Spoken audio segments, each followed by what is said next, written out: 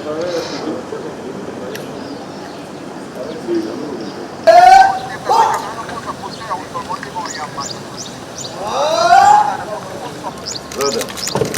how are you? Well, my friend. How are you this morning? Yeah, that's easy. Huh? Yes. How are you? Not bad. Not bad. What good? Good.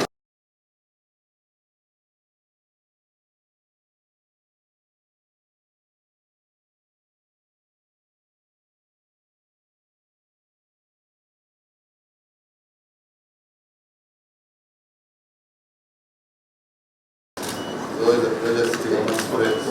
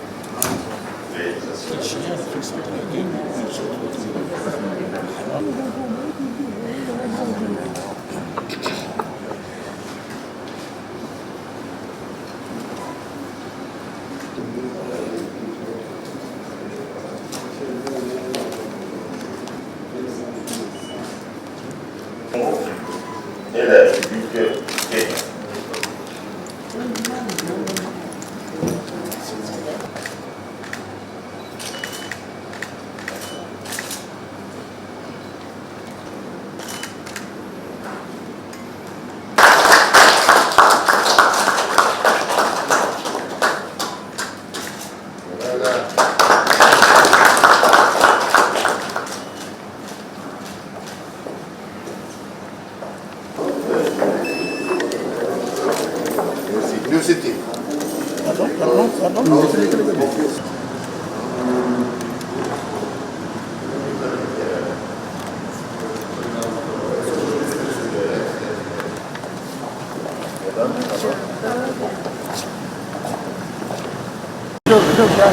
Oh my! This is going to be the new road.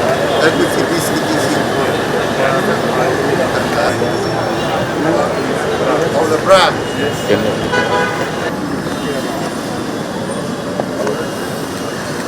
Oh, boss. Now become the second largest bank in the country. With footprint throughout the country. Everybody must come to the bank. To the whole area. The first bank to issue cards in this country. Now we issue them.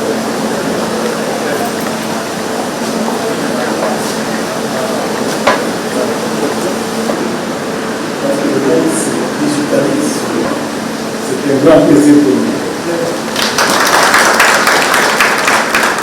The DRC, the government. Et comme je l'ai dit, beaucoup de projets qui sont en train de mettre en œuvre dans le système et ça soit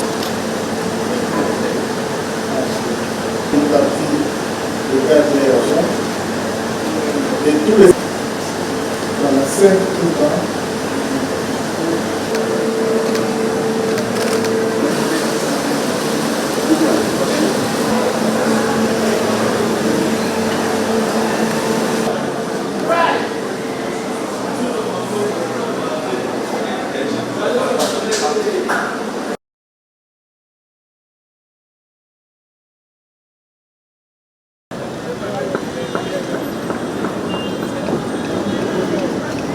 We succeeded in Kenya because of your government's policy of facilitating a private sector.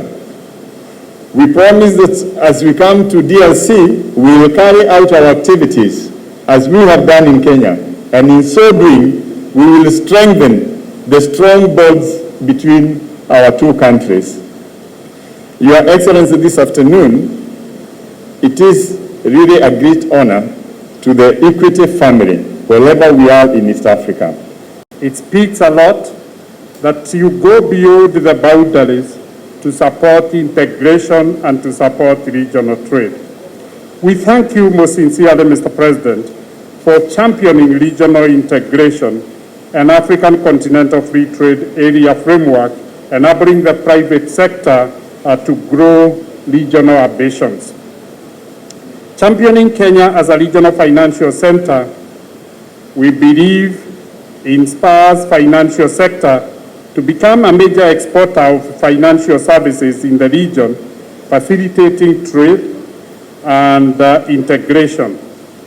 We hope the steps Equity and others have taken in becoming regional actors will inspire the private sector to venture out, expand opportunities of the larger markets, while optimizing opportunities for regional integration and trade facilitation platforms such as African Continental Free Trade Area.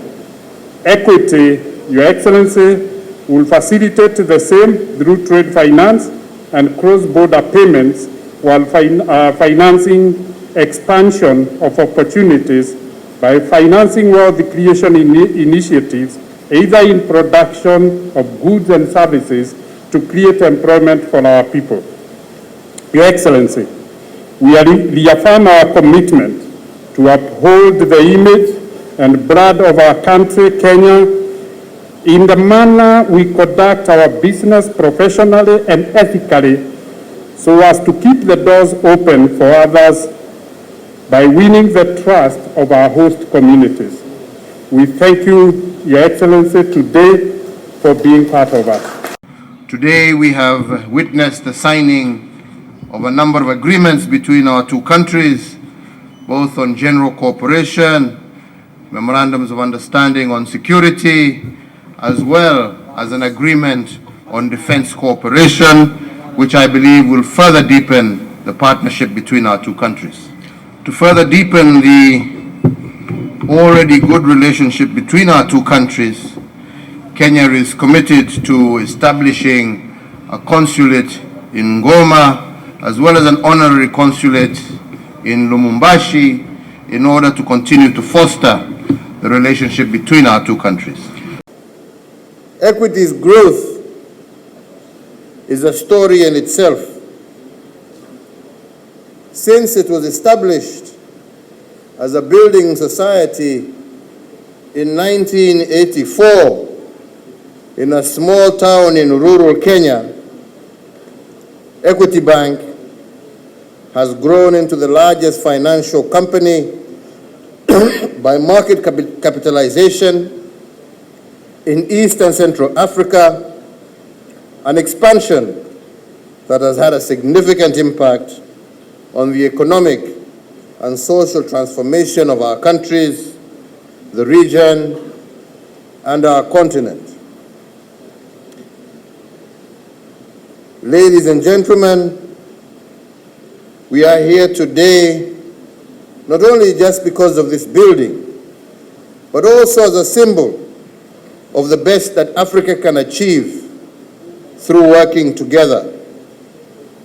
Today is a clear reminder and testimony of intra-Africa trade and cooperation. And on my part, I reaffirm the commitment of my administration to drive closer economic and social relations in both the region and across the continent, exemplified by integrated, peaceful, and ambitious societies coming closer together on a united platform of shared values and a common aspiration for growth and prosperity for all.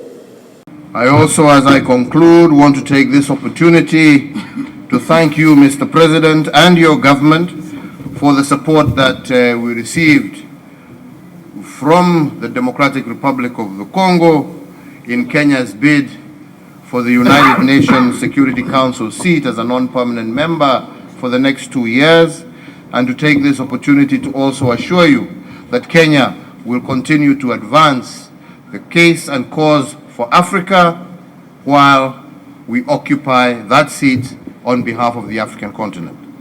Today, the Republic of Kenya and the Democratic Republic of Congo forge a stronger bond through the merger of Banque Commerciale du Congo and the Equity Bank of Congo. I believe it is a moment of rare regional and continental pride as we witness our local enterprises coming together in the spirit of one Africa, one people. Today, we boldly walk further down the path inspired by our founding fathers who urged the continent, and I want to quote President Kwame Nkrumah, who said, "Unite we must, without necessarily sacrificing our sovereignties. We can forge a political union based on defense, foreign affairs and diplomacy, and a common citizenship. But we must unite in order to achieve the full liberation of our continent," end of quote. Our forefathers fought to secure not only political freedom, but also the economic freedom of our people. The political freedom is secure.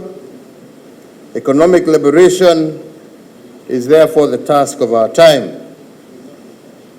And I note with pride that with the merger of these two institutions, Equity BCDC becomes the second largest commercial bank in the Democratic Republic of Congo and among the leading joint financial investment entities in our region.